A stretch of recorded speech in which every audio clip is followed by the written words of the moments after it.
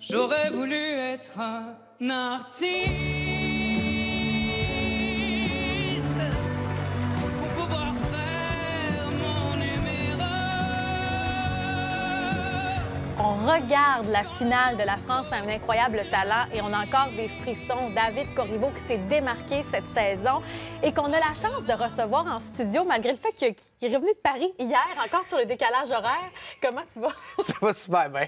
Je suis encore dans le nuage. Je dirais que je reste encore dans l'avion. Regarde, c'est beau. Il faut dire que La France a un incroyable talent. C'est un gros concours en France. Tu t'es rendu en finale, donc ça s'est passé dans les derniers jours. Comment tu l'as vécu, cette expérience-là? J'en perds mes mots. Mais écoute, c'est une expérience que je pense que tu vis une fois dans ta vie. C'est tellement intense, c'est tellement beau. On se fait des amis. Ça, moi, c'est ça qui me rend le plus heureux, là. Le gagnant de l'année passée, il a suivi ce que j'ai fait. Puis écoute, on a pris des photos, puis il était au courant de tout ce que j'ai fait. Je me dis, ben voyons donc, tu sais. C'est un prodige. À 15 ans, il a appris le piano en 1 an, puis il joue comme Mozart, tu sais. Tu rencontres des gens qui sont comme les meilleurs dans leur spécialité. Le magicien, il a gagné le championnat au monde, tu sais. Je veux dire, c'est le meilleur magicien. Fait que, tu sais, tu rencontres plein de gens. Les danseurs de Révolution, j'ai les aime d'amour, Corriveau, tout le monde pensait que c'était ma sœur.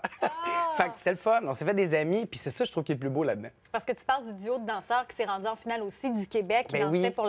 avec le thème de la violence conjugale, qui a été très touchant aussi. Vous vous connaissiez pas avant d'arriver Du là-bas. tout. Mais là, maintenant, on s'adore, on s'aime. On veut même faire des collaborations ensemble.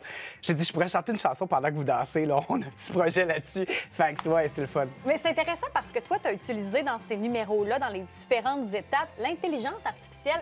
Comment ça se passait, la préparation? Nous, c'était un peu la première fois qu'on voyait ce genre de discipline-là. C'est qu'il y a tellement de conventions là-dedans. Par exemple, mettons, la caméra est en face, je peux pas tourner mon regard plus que comme ça. Mettons, ça, on perd le nez. Il y a plein de choses qu'il faut pas faire. Lever. Fait que moi, je suis comme pris dans une boîte, puis je dois bouger quasiment comme un robot, tu sais. Mais en ayant des émotions. Est-ce que tu dois apprendre une espèce de chorégraphie d'avance? Ah, oui, c'est assez intense, oui. C'est ça, dépendamment de... Oui, parce que justement, il y a des positions qu'on peut faire, d'autres qu'on peut pas faire. Fait que c'est pour ça que c'était extrêmement contraignant. Donc déjà, d'imiter quelqu'un vocalement, en plus, on rajoute ça. Je pense que c'est pour ça que les juges ont pas eu pitié, mais un peu de nous, puis ils nous ont fait passer à la finale, parce que la demi-finale, ça a un peu moins bien été. Mais pour la finale, je pense qu'on s'est repris, puis ils m'ont dit, David, on sait pas qui t'es qui. T'es toujours derrière une caméra, en plus, t'imites, on aimerait ça voir t'es qui. Fait que moi, j'ai fait, on va leur montrer. Et là, la finale, tu as repris le blues du businessman de Claude Dubois. Oui. Bien, en fait, c'est ça. Au début, ils voulaient pas, la production voulait pas. Non. Ils ont dit, c'est surfait, là. Puis là, moi, je savais pas, mais c'était comme la big boss de la chaîne qui était là. Puis moi, j'étais dans leur bureau, on brainstormait à Paris.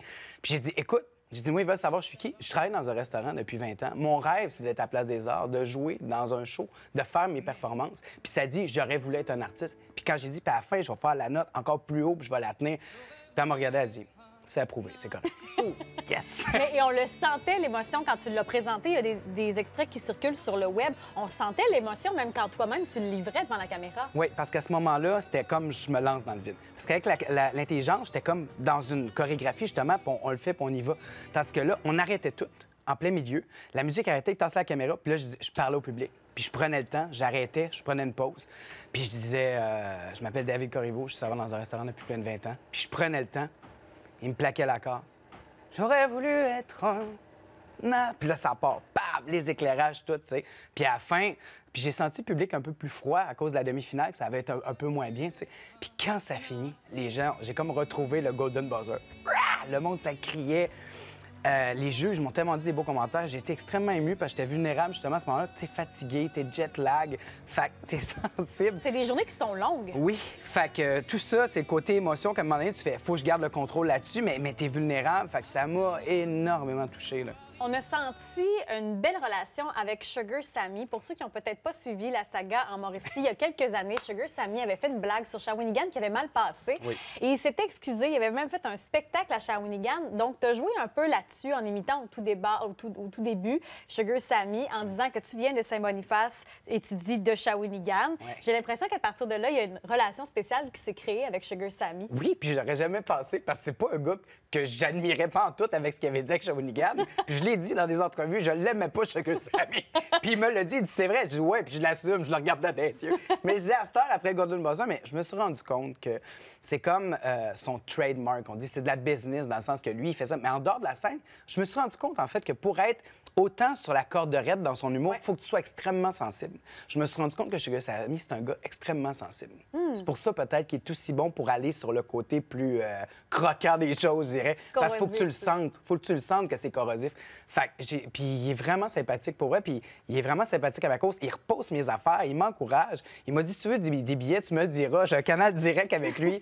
Et pour vrai, il est vraiment gentil. Fait que oui, j'ai vraiment l'impression qu'il veut vraiment que je perce, puis il m'encourage. Je trouve ça beau. Mais justement, ce concours-là aura quoi comme impact sur ta carrière? Qu'est-ce que ça aura changé? Je sais que ça vient d'arriver, mais déjà, là, avec ce que tu as vécu dans les dernières semaines... Mais il y a déjà des choses, des propositions qui arrivent que je ne sais pas qu'est-ce qui va arriver avec ça, mais ça bouge déjà de ce côté-là. Hélène Ségara, elle l'a redit en nombre devant tout le monde. Elle a dit, moi, David, je veux chanter avec toi. Ah oui, déjà, juge. Oui, déjà de faire un duo avec elle, celle qui chantait Vivo Perlé, qui était Esmeralda pendant je sais pas combien d'années dans la comédie musicale Notre-Dame de Paris, qui est un grand classique. Pour moi, c'était comme wow.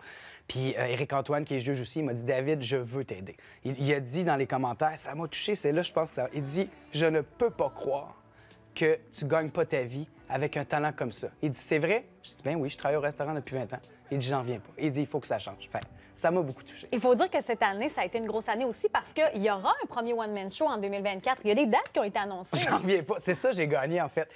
Le 3 octobre, au Café de la Danse à Paris, à côté de la Bastille. Au bout de la rue, tu vois Notre-Dame de Paris en réparation. J'en reviens pas. Et écoute, je suis serveur à la Place des Arts depuis 20 ans, depuis 13. Je fais ma 14e année. Puis là, ben, je vais avoir mon one-man show le 28 octobre 2024 à 5e salle de la Place des Arts. C'est en vente présentement. Je le crois pas, j'y crois pas. Quel genre de show tu veux nous proposer? Bien, ça va être des histoires, c'est ça, parce que je suis un conteur. Je viens de la campagne, j'ai tellement d'aventures qui me sont Pierre, arrivées. représentant de la Mauricie. Exactement. Et ça va être punché, je dirais, par des imitations. Ça fait que l'imitation va faire avancer l'histoire ou va la conclure. Fait que ceux qui n'aiment pas les imitations, ils vont aimer ça pareil parce qu'il va avoir comme le bonbon mental de « Ah, tabarouette, ça complète bien son histoire » ou quelque chose. Fait que je pense que ça va être bien le fun. Mais ça, c'est l'avantage d'être un artiste avec beaucoup de cordes à son arc, là, comédien, chanteur, imitateur, Ouais. avec un grand registre vocal. C'est assez impressionnant. On en a déjà parlé ensemble. D'ailleurs, il y a un an, tu étais sur ce plateau. Oui. J'en reviens pas de tout ce qui s'est passé Tu en un me an. vois grandir. J'ai l'impression que c'est ça quand même. Mais oui, j'en reviens pas moi-même. Tu es la première qui a parlé de moi il y a 3 ans à TVA Mauricie. Puis grâce à toi, ça m'a rendu à Paris, pour Ben, vrai. on s'entend que c'est ton talent, surtout. Oui, mais il faut quelqu'un pour repérer. Puis tu m'as repéré, fait que merci beaucoup, je t'en dois plusieurs. Mais moi, je veux juste te féliciter parce que ça prend beaucoup de persévérance, de la résilience, beaucoup de travail aussi. Les imitations, c'est pas évident. Un milieu artistique qui est pas évident. Bravo pour ça, puis on est très fiers de cette finale. Hey, merci beaucoup, ça me touche. Bravo, David Corriveau. Joyeux Noël. Joyeux bonne Noël, année. je voulais te le dire, t'as tellement un beau kit, joyeux Noël. On scintille au Québec matin. Hey, tu m'enlèves du jet lag, là, je suis dans l'ambiance.